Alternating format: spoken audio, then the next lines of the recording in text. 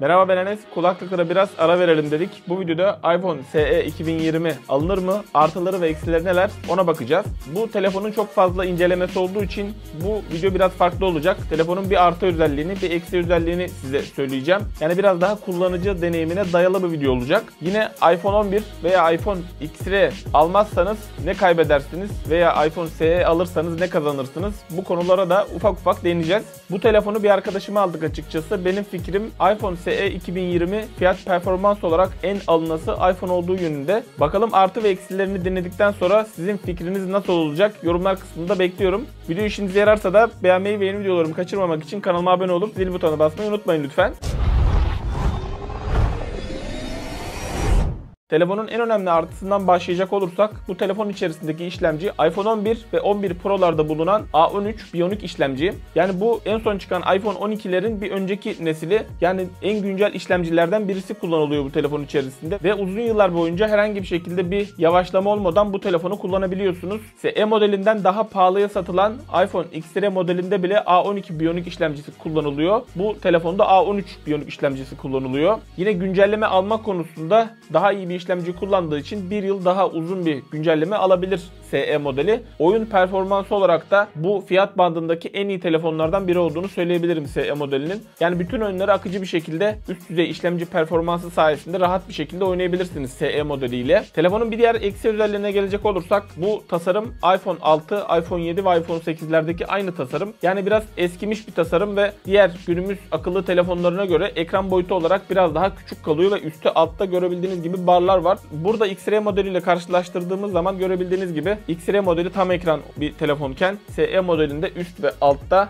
bar bulunuyor. Ekran kalitesi olarak 11 modelinde, XR modelinde ve SE modelinde LCD bir ekran bulunuyor. Yani ekran kalitesi olarak herhangi bir kaybınız olmuyor. Sadece ekran büyüklüğü olarak 4.7 inçlik bu dediğim iPhone 6, 7, 8'lerdeki ekran birebir de bu telefonda kullanılıyor. Telefonun küçük olmasının bir avantajı olarak da iPhone 11 ve iPhone XR'ye göre daha ince bir telefon ve daha hafif bir telefon. Yaklaşık olarak 50 gram daha hafif SE modeli. Tasarım olarak ekranının ve telefonun küçük olmasının negatif özelliği olduğunun yanında pozitif özellikleri de bulunuyor. Küçük olduğu için tek elle rahat bir şekilde kullanabiliyorsunuz. Yine cebinize koyduğunuz zaman diğer 11 ve XR modeline göre daha az yer kaplıyor ve telefonu cebinizde hissetmiyorsunuz. Günümüzde artık giriş seviyesi telefonlar bile tam ekran ve ekran boyutları epey büyüdüğü için eğer büyük ekranlı bir telefondan bu telefona geçerseniz ekran biraz size küçük gelebilir. Yani bana öyle geldi. Ekran bir miktar küçük hissettirdi. Yani eğer büyük ekranlı bir telefon alma gibi bir hayaliniz varsa hani iPhone SE modelini mutlaka bir teknoloji mağazasına gidip inceleyin. Ondan sonra satın alın. Evet, telefonun bir diğer artısına gelecek olursak telefonun üzerinde bir tane kamera bulunmasına rağmen bu kamera oldukça başarılı bir video performansı ve fotoğraf performansı sunuyor. Gördüğünüz gibi iPhone XR ile yaptığım karşılaştırmada neredeyse iPhone XR'den daha iyi bir fotoğraf ve video performansı sergiledi. Bunda akıllı HDR özelliğinin olması önemli bir avantaj iPhone SE modeli için. Yine 4K'da 60 FPS ve 240 FPS'ye kadar da slow motion görüntüler çekebiliyoruz SE modeliyle. SE modelini şu anki fiyat bandındaki akıllı telefonlarla karşılaştırdığımız zaman video performansı olarak öne çıktığını söyleyebilirim. Yani iPhone'lar zaten video performansı olarak oldukça başarılılar. Yine fotoğraf performansı olarak da gayet başarılı. Yazılımsal olarak arkaları bokehli fotoğraflar çekebiliyor SE modeli ve bence tek kamera olmasına rağmen bu tek kamera hakkını veriyor ve video ve fotoğraf performansı olarak verdiğiniz paraya göre oldukça tatmin edici bir performans alıyorsunuz. İki telefonda şu an ön kamerada ve ikisi de elimde.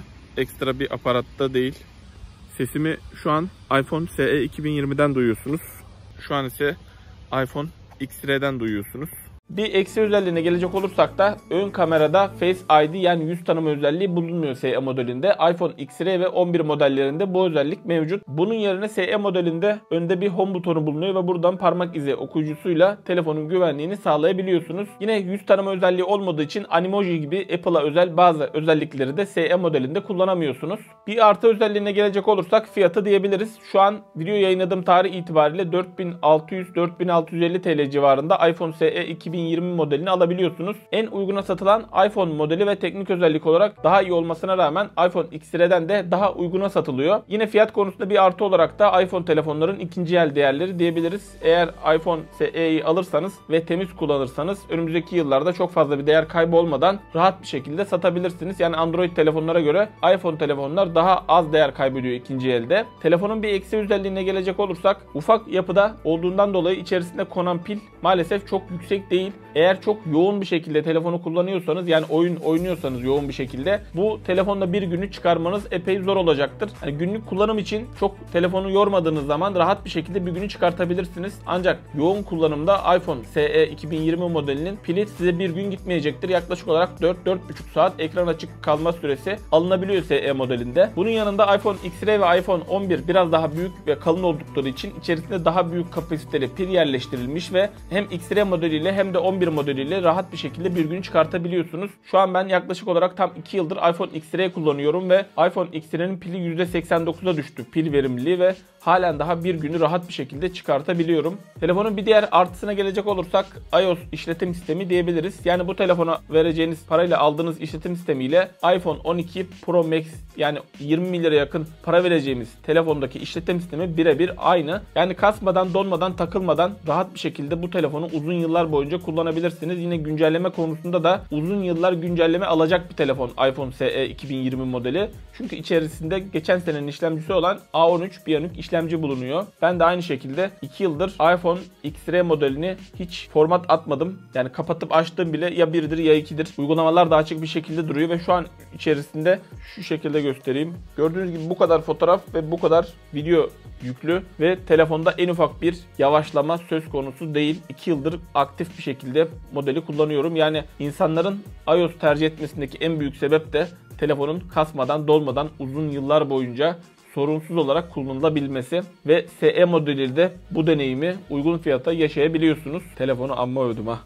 Telefonun bir eksi özelliğine gelecek olursak, hem SE, 11 ve X-Ray modellerinde 60 Hz bir ekran olmasına rağmen X-Ray ve 11 modelinde 120 Hz'lik bir dokunma hassasiyeti bulunuyor. Bu özellik iPhone SE modelinde bulunmuyor. Eğer dikkatli bir kullanıcıysanız veya oyunları yoğun bir şekilde oynuyorsanız bu 120 Hz dokunma hassasiyeti farkını hissedebilirsiniz. Telefonu yan yana getirdiğiniz zaman hissedersiniz. Çok da bir problem değil, ancak bir eksi özelliği olarak bunu da eklemek istedim SE 2020 modeline. Yine X-Ray, 11 ve SE olarak 3 modelde de True Tone özelliği bulunuyor. Yani ekranlar bulunduğunuz ortamın rengine göre ayarlıyor kendini. SE modelinin diğer bir artı özelliğine gelecek olursak, Wi-Fi 6 gibi geniş bant yeni bir internet protokolünü destekliyor. X-Ray modeli desteklemiyor. 11 modeli yine Wi-Fi 6'yı destekliyor. Bir eksi özelliğine gelecek olursak da iPhone 11 modelinde Dolby Atmos özelliği bulunurken iPhone SE modelinde bu özellik bulunmuyor. Bu özellikte eğer telefondan film izlerseniz sesin sağdan geldiği zaman sağdan, arkadan geldiği zaman arkadan gelmesi şeklinde size hissettiriliyor. Evet, benim iPhone SE 2020 modelinde gördüğüm artı ve eksi özellikler bunlar. Videoyu yayınladığım tarih itibariyle de telefonların fiyatları bu şekilde. Yani burada iPhone SE eksi özellikleri olmasına rağmen fiyat avantajıyla bence en alınası model diyebilirim.